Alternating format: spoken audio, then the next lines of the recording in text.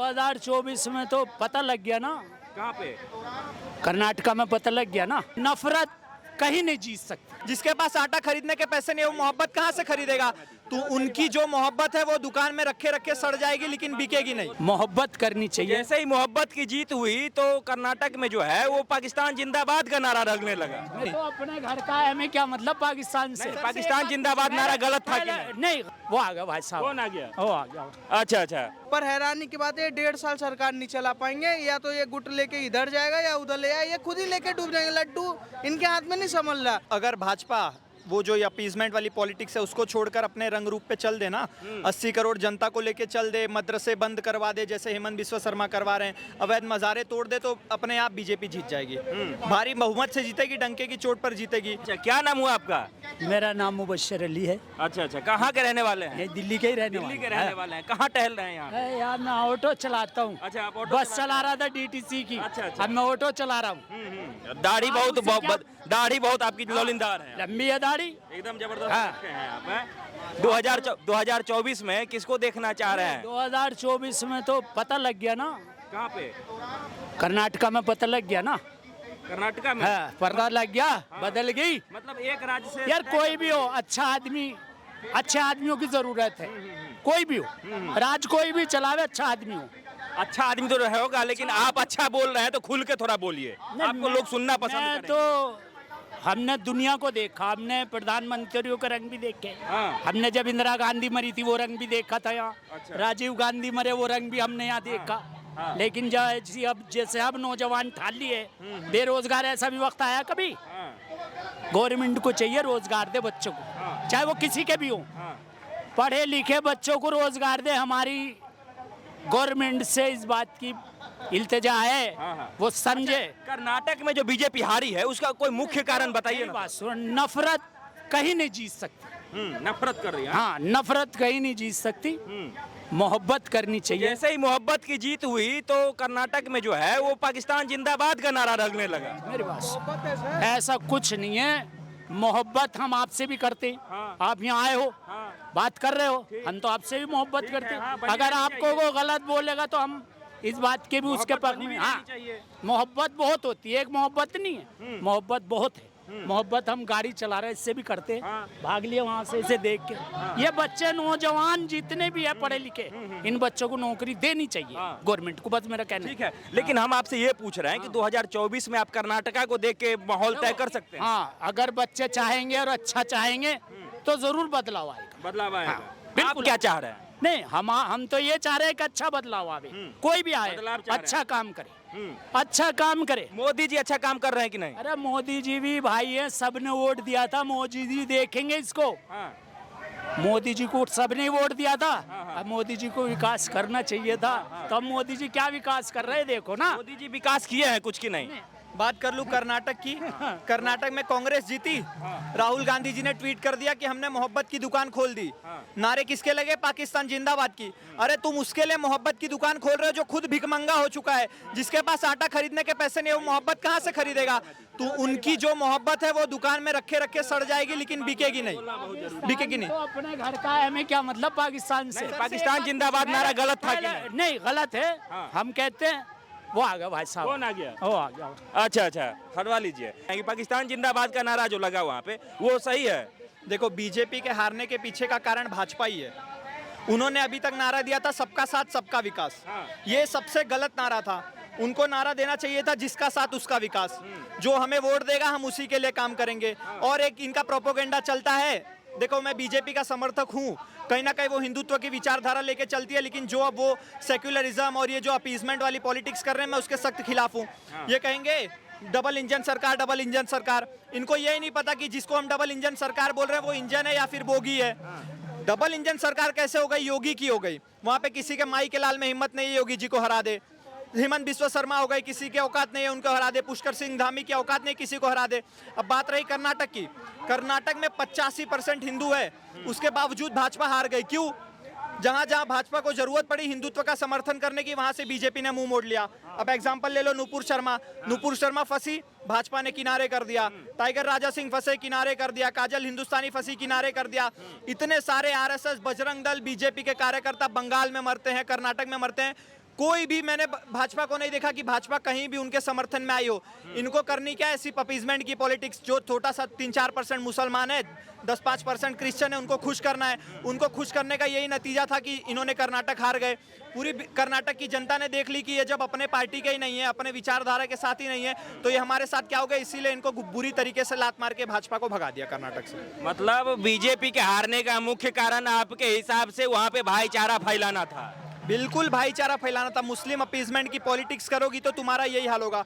2014 में तुम आए क्यों, हिंदुत्व का मुद्दा लेके आए। फिर 2019 में क्यों आए, धारा 370 खत्म की, राम मंदिर बनवा दिया, उसके मुद्दे पे तुम जीत गए। अब तुम जो अपना तुम्हारी मुख्य विचारधारा है उसको ही छोड़ के साइड हो जाओगे तो क्या होगा तुम्हारे साथ। अब निकाय चुनाव तो यूपी में भी था ना, बीजेपी ने क्लीन स्वीप कर दिया। क्यों, योगी आदित्यनाथ का विजन क्लियर है कि मैं अपना धर्म नहीं छोड़ूंगा, भले मैं सबका साथ सबका विकास करूं। यूपी में तो ईवीएम हैक हुआ है कह रहे हैं लोग, तो कर्नाटक में ईवीएम हैक क्यों नहीं हुआ, हिमाचल में ईवीएम हैक क्यों नहीं हुआ। यही थे इनके कौन, रणदीप सुरजेवाला।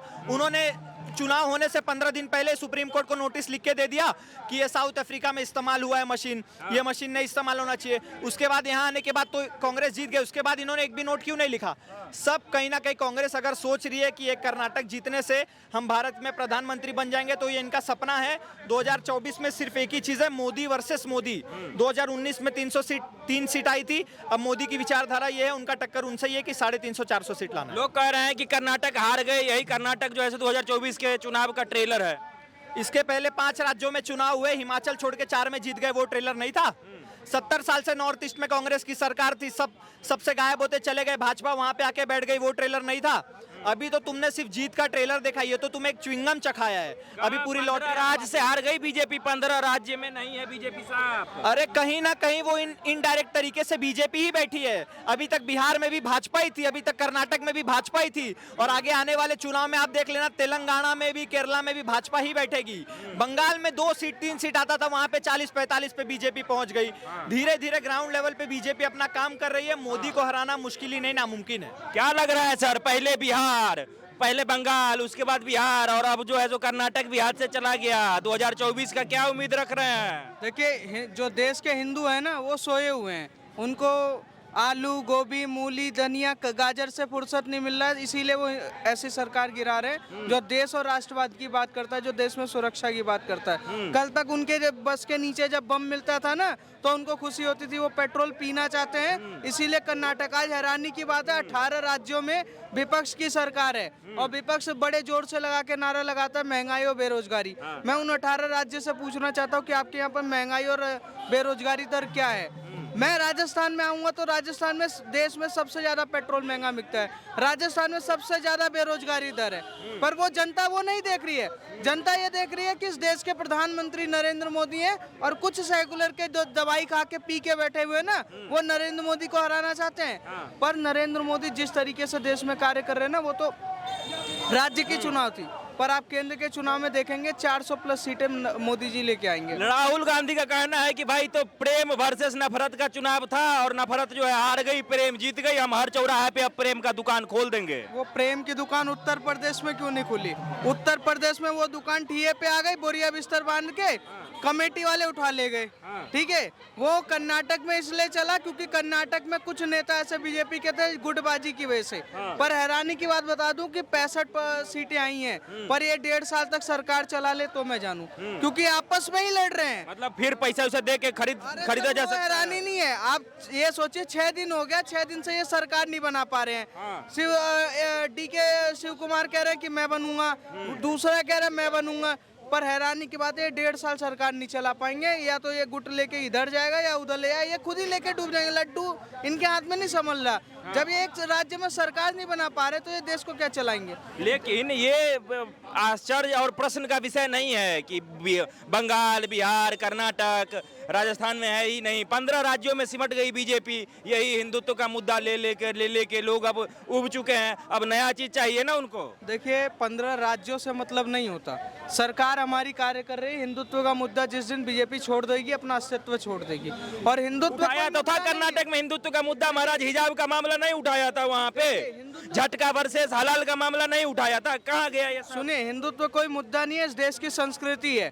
ठीक है, प्रधानमंत्री जी पहले प्रधानमंत्री है जो जय बजरंग बली कहते हैं। ठीक है, झटका और बुरखा वाले को पसंद है, कुछ सेकुलर के कीड़े भरे पड़े हैं देश में जो एक तरीके से नफरत की प्रेम की दुकान में नफरत का वो घुसाने की कोशिश कर रहे हैं। नरेंद्र मोदी जी हारे नहीं। आप ये देखिए कि पिछले चुनाव में नरेंद्र मोदी जी को 36% वोट मिला, 36.3%। इस वाले चुनाव में 36.0% वोट मिला। ठीक है, तो किस तरीके से नरेंद्र मोदी जी हारे? उन्होंने अपना वोट बैंक संभाला, पर कुछ जगह पे 1500 2000 का जो वोट का उससे रहा, उससे वो हुआ है। पर कोई दिक्कत नहीं है, आने वाले टाइम में सरकार हमारी दोबारा बनेगी 1.5 साल बाद। क्या लग रहा है कि बीजेपी के जो राष्ट्रीय अध्यक्ष हैं जेपी नड्डा जी, वो ठीक से ग्राउंड पे काम नहीं कर पा रहे हैं या करवा पा रहे हैं? जेपी नड्डा तो आप देखिए ना, जेपी नड्डा के पहले कार्यकाल में आप देखिए 5 राज्यों की सरकार चुनाव हुआ तो वहाँ 4 में जीते। अभी मणिपुर यहाँ पर चुनाव हुआ तो वहाँ जीते, तो आप लोग कहाँ चले गए थे? वहाँ पर नहीं आए। अभी आगे आने वाले चुनाव में आप देखिए उत्तर प्रदेश में इतनी अच्छी काम कर रही है, उत्तराखंड में धामी सरकार को कोई हरा नहीं पाता। क्यों नहीं हरा पाता? योगी सरकार को क्यों नहीं हरा पाता? कुछ कारण है कि वहाँ की राज्य इकाई काम नहीं कर पाई। उसमें जेपी नड्डा या केंद्र सरकार को टारगेट करना नहीं है, राज्य स्तर पे वहाँ की जनता ने उसको किया है, नकारा नहीं है। वहाँ की उन्होंने अपना वोट बैंक बचाया है, पर जिनके हाथ में वहाँ की जनता ने मतलब वो दिया है तो वो सरकार बनाए और चलाए, पर हैरानी बात वो सरकार चला नहीं पाएंगे। बीजेपी में एक बहुत बड़ा लोग कहते हैं गंदा आदत है।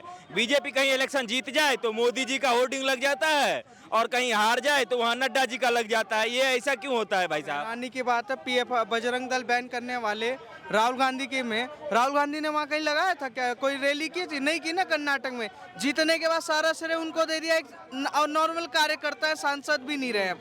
तो सोचने वाली बात है कि वहाँ का कांग्रेस का जो अध्यक्ष है वो भी चमचा है, वो भी चमचागिरी करता है गांधी परिवार का। यहाँ तो प्रधानमंत्री जी श्रेष्ठ प्रधानमंत्री हैं, उनका श्रेय उनके कार्यों को दिया जाता है। प्रधानमंत्री जी अपने तरीके से जैसे एक नॉर्मल कार्यकर्ता की तरह प्रचार प्रसार करते हैं। ये जीत हार जनता पे तय होता है। कुछ मुद्दा होगा जिसकी वजह से सरकार गई है, पर ऐसा नहीं है कि जनता ने वहाँ का नकार दिया। सरकार ही नहीं गई है, 120 सीट था शायद पिछली बार, या 60 पे सिमट गई। सरकार जाना नहीं बोलते, इसको जमीन खिसकना बोलते हैं। पत्रकार महोदय, आप उस वोट को क्यों नहीं देख रहे? जो 36% वोट मिला, क्या वो ईवीएम हैक होके मिल गया था क्या? 36% वोट मिला है ना, उनको कितना मिला? इसमें क्या स्कूल कॉलेज नहीं है, परसेंटेज पे मामला नहीं होता है ना, सीट पे होता है। सर आंकड़े पे मत जाइए, आंकड़ा तो कभी उलट फेर हो सकता है। क्या लग रहा है कर्नाटक चुनाव का जो है असर जो है 2024 के लोकसभा चुनाव पे पड़ेगा कि नहीं पड़ेगा? नहीं पड़ेगा, बिल्कुल नहीं पड़ेगा। बिल्कुल भी नहीं पड़ेगा। जब अगर भाजपा वो जो अपीजमेंट वाली पॉलिटिक्स है उसको छोड़कर अपने रंग रूप पे चल दे ना, 80 करोड़ जनता को लेके चल दे, मदरसे बंद करवा दे जैसे हेमंत बिस्वा शर्मा करवा रहे हैं, अवैध मज़ारे तोड़ दे, तो अपने आप बीजेपी जीत जाएगी। भारी बहुमत से जीतेगी, डंके की चोट पर जीतेगी। और बागेश्वर धाम जैसे लोग, ऐसे बाबा अगर इनिशिएटिव ले ले कि हम हिंदुओं को जगाना है, तो हिंदुओं का वोट कहीं नहीं